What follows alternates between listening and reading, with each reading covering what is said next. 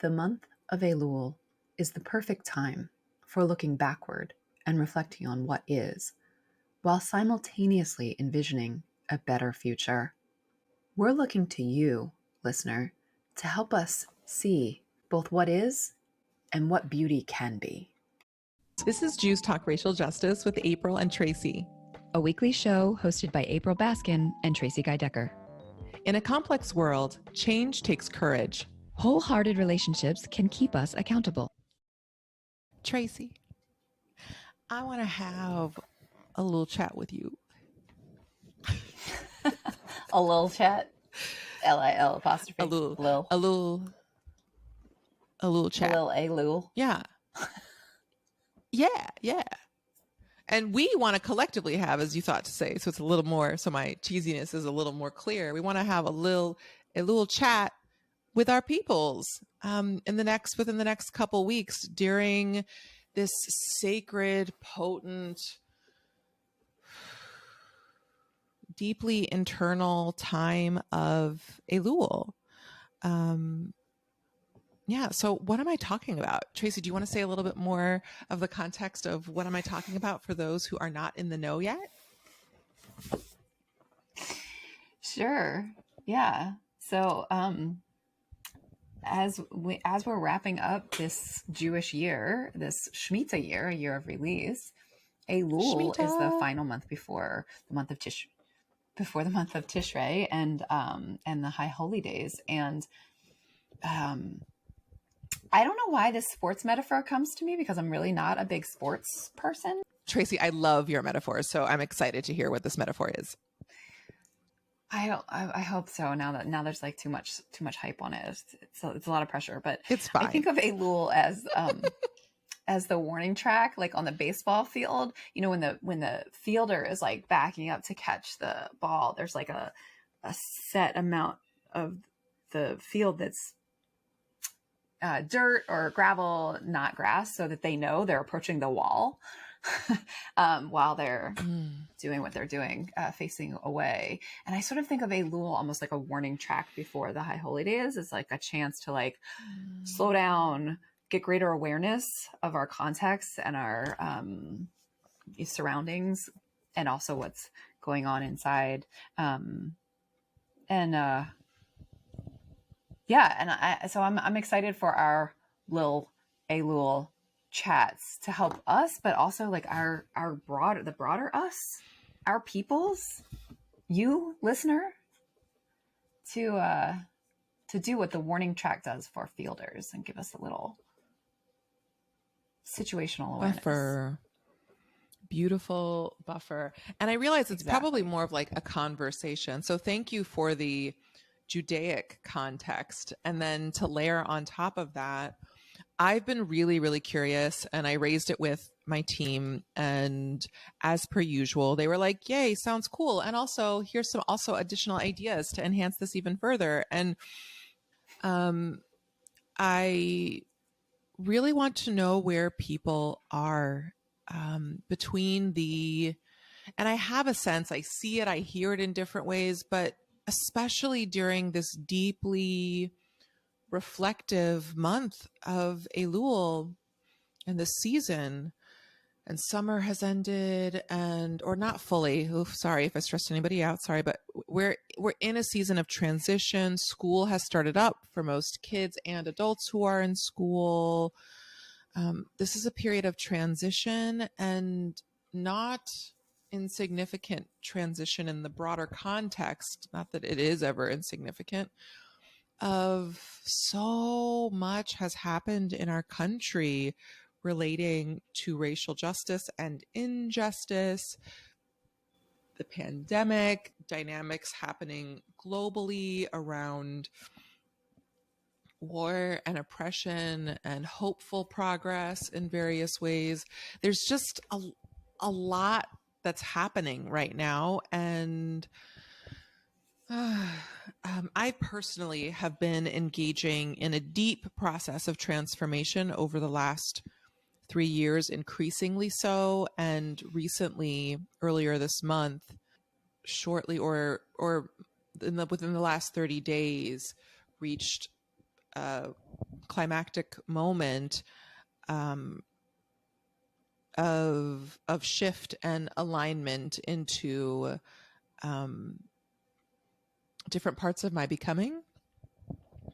And so I know that I have changed. And I've also noticed, we've noticed, our whole team has noticed, and some of my other colleagues have noticed that folks have also changed in other ways too, that different behaviors or the ways that people typically act online, there's some shifting and adjusting. Conversations have shifted. And I'm just in a moment this Elul, knowing where my beloveds and I are around different things, what is same and what is wildly different, whether it's in the concrete physical or just in our mind and heart and or around our desires, but that a number of things are shifting. And I think during this time of Elul that is so introspective, something that can support all of us is taking some time to check in. And so we wanted to give you an opportunity. A number of you will, if you are on our email list, and if you're not yet and you would like to be, you can just go to joycejustice.com and you'll receive an immediate prompt to join our list, our email list, if you'd like to join and be a part of our community and other forms, other conversations we have that we are sharing with you. Oh, and also, and if you either don't want to or missed it or would just like to access the information more quickly, if you go to Joyous Justice, the link for this reflection form, which I don't think I've actually talked about yet, will be in our show notes. And also, if you just go to joyousjustice.com, if you just go to joyousjustice.com/Elul, that's E as in elephant, LUL,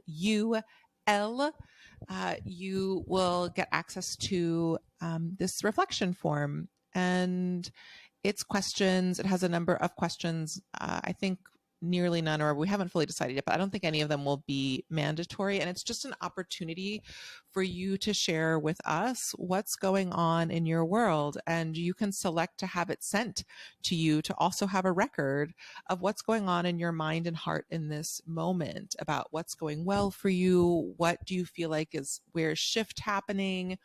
And we want to do this in part to know where our people are, where are our folks in this moment, in our diversity and in our uniqueness. And then after that, in within a couple weeks, on September 20th and 22nd, we're going to host live conversation calls where we will share some of the top line insights and various quotes anonymously, obviously, unless someone says in there things like, I want people to know who I am if you want to share this.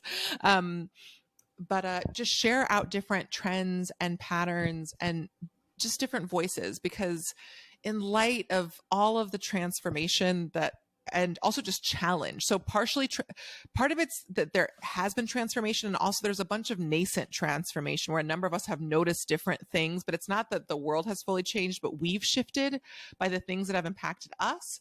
And so I feel like it can just be helpful. Like the phrase that just keeps coming up in my mind, Tracy and beloved listener, is like, is anybody else also feeling this way? Like whatever I'm thinking, like there's got to be other people out there who are thinking this. Am I not alone? And to do it in a context, a joyously just context with the Joyous Justice team that is super non-judgmental and is committed to healing and love and wants to engage in the practice of deep listening and partnership. So we want to take time on these live calls, and we're doing 2 because we know our schedules are demanding and can be totally bonkers. So we want to provide 2 different times for folks to be able to tap in and join us. All of that information will also be on the survey. So if you need that information, it'll either be in your email inbox if you get our emails, or on the reflection form. And you're also invited to sign up for the event, even if you don't check in and share your thoughts with us and you just want to hear what other people reflected and shared. But I think that this is a moment when togetherness can be super helpful for all of us and can support us in encouraging us to start to engage in cheshbon hanefesh of deep reflection, soul reflection and evaluation, and also help alleviate some of the pressure to hear that other folks are grappling with different things. And I find that it definitely helps when people are navigating similar experiences, but even if they aren't, just to hear that people are grappling and what they're grappling with gives me more safety to dive more deeply into the work that I'm doing. Yeah, I also want to name too that even in an individual sense, like we have found with our participants, and also just I personally find that actually being heard or making embodied, whether it's through vocalizing or writing down the things that are on my mind and heart, is healing.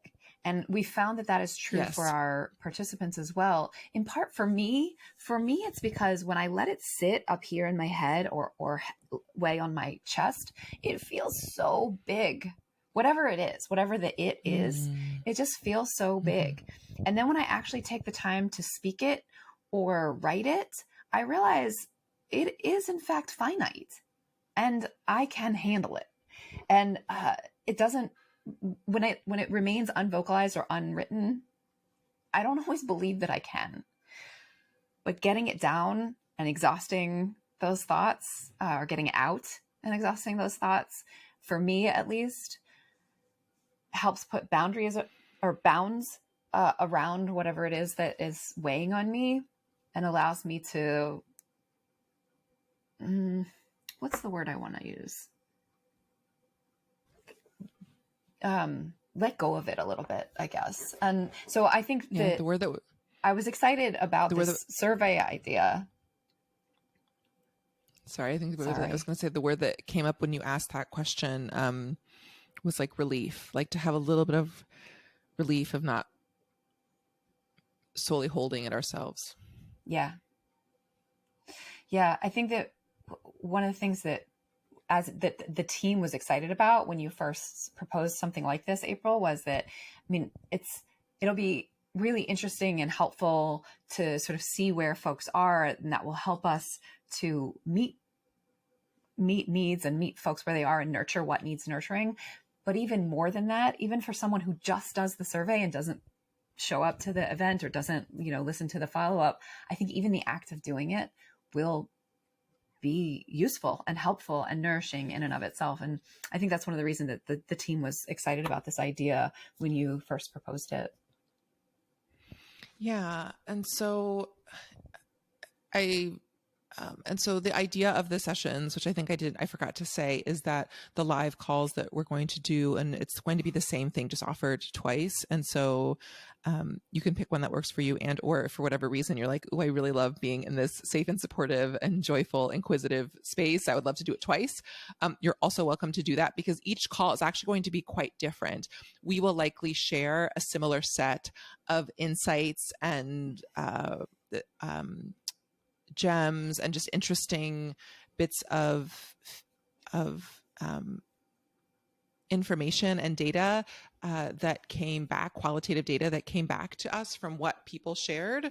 And then the rest of it is going to be us facilitating group and or partnered chat with all of you and giving you time in pairs or in groups to talk about some of these different themes, how it relates to you, how it aligns or doesn't align with your current perception, and then come back and engage in group conversation and think about next steps. So it's intended to be a live, active space for us, and to an opportunity with the Joyous Justice team, with a liberation and love and counter-oppression focused team and trauma-informed team, to just be in conversation with each other.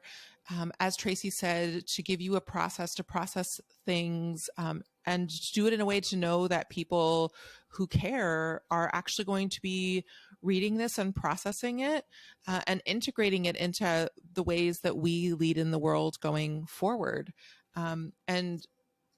And circling back to some of the conversation that we had 2 episodes ago, we're in the midst of really exciting a really exciting pivot in different ways around our podcast and also the ways that we operate more broadly and are stepping into more courageous and bold leadership in a number of ways. And we are really excited to weave our collective voices and intentions into that as we step into that new reality. So this is exciting for me. Also, just as someone who heavily studied social science in school and wrote a thesis that was based on qualitative input through interviews and also reflections and surveys that people did.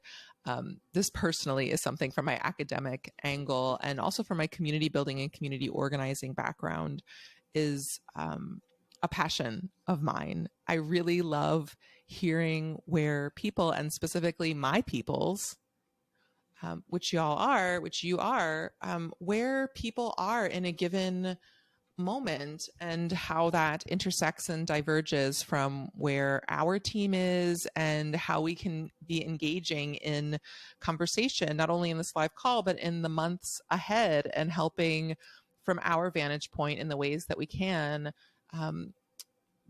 be in committed and loving relationship with each other directly and indirectly through the materials we provide, through the ways we show up, and through the ways we offer space for each other. Is there anything else you want to say, Tracy? I think you covered it pretty well. I'm really, one of the things that I don't know that I learned it from you, but you model it in a way that I don't know that I've ever seen before, April, is the idea of relationship before task. And that as a value and a mode of moving through the world, even in our workspace, especially in our workspace, perhaps. And that feels so alive and real in this, in our plans for this survey instrument and how we intend to use it, and actually just moving forward in the ways that we are pivoting following your lead. So I just wanted to name that explicitly, that this feels important and liberatory as a mode of being. Yeah, and to that end too, like we collectively have been, even as I've endeavored to do it from a joyful place, but a lot of us, let me make it universal, have been in survival mode and also in release mode, and also there's just a lot that's been happening. And so I just think it's a really nice change of pace and feels really sweet to me, and also deeply who we are, to just pause at the end of this, as we approach the end of this year during Elul. And I actually think I want to call it like a little Elul conversation, because it's slightly more than a chat, although it is a chat, but you know, it'll be an hour each. That's a conversation. Maybe combo. I don't know. Y'all see where we land where we ended up landing on that front. Yeah, when you click the link. On our web. Yeah, when you go to joyisjustice.com/Elul or get the email in your inbox, or go back and look at it if you're anything like me. Like, what? An email came through? Let me go find it. But I don't know that I fully said that the idea. I was inspired by something you said about relationship of just having a moment for you to receive an invitation from Joyous Justice, from April and Tracy and Sarah, saying, we're checking in about how we're doing. How are you doing? What's really important to you? What are your hopes? What do you care about? What is bothering you? What's taking up too much and what's going space in your brain? Right. And what's going well, and being able to share that, being able to get a copy back of it yourself as a moment, and then know that we are receiving it and listening, like for you to like press send, which is like a Dabarti. And then for us on these live calls and through a variety of other ways to say, Shamati, we heard you. And we want to hear you, and just engaging in a bit of relationship without a specific end goal in mind other than us having a chance to express ourselves. And so it'd also be worthwhile, and for us to kind of keep a note of that too. Perhaps for each of us, Tracy, to also fill it out and have our thoughts and reflections also, like, so that it is fully collective, for us to just be in relationship and say, here's what's coming up for me. Here is what I'm thinking about this Elul, this September. Here's what's on my mind and heart. By identifying yourself and or anonymous, not and or anonymously, because you know who you are, and that's the most important piece. Share it with us, and then for us to read and process this, and come back and say, Shamati, and here are the things we heard, and engage in a collective Shamati, and then check in about how it's feeling for us, and also how does hearing these things for all of us further clarify what we want and don't want, further clarify in a very Jewish way what other questions we have that we're bringing, that we're carrying, that we're honoring, that we're holding in our hearts and minds as we move in the days that follow those calls into Tishrei, into an incredibly holy time, hopefully knowing that we are each very much on our own spiritual journey. And at the same time, we are deeply a part of a collective, and we are far from alone. And we care about what other people think, which is partially, hopefully, why you're joining those calls, because it's not just our team, it's collectively. We have a desire to be heard, and we have a desire to hear and listen and know where we fit in this collective fabric that we are continually weaving as we move into hopefully a brighter, more whole future that is grounded in relationship and that supports us in fulfilling badass, ambitious, and or just right-sized tasks that are in service of our needs and also our highest aspirations. Maybe so. Yes, Ken Yehi Ratzon. And we look forward to reading what you say and sharing it out and being in conversation together soon. And much love in the meantime. Thanks for tuning in. Our show's theme music was composed by Elliot Hammer. You can find this track and other beats on Instagram at Elliot Hammer. If this episode resonated with you, please share it and subscribe.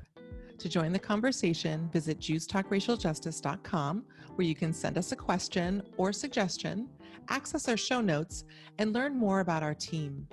Take care until next time, and stay humble and keep going.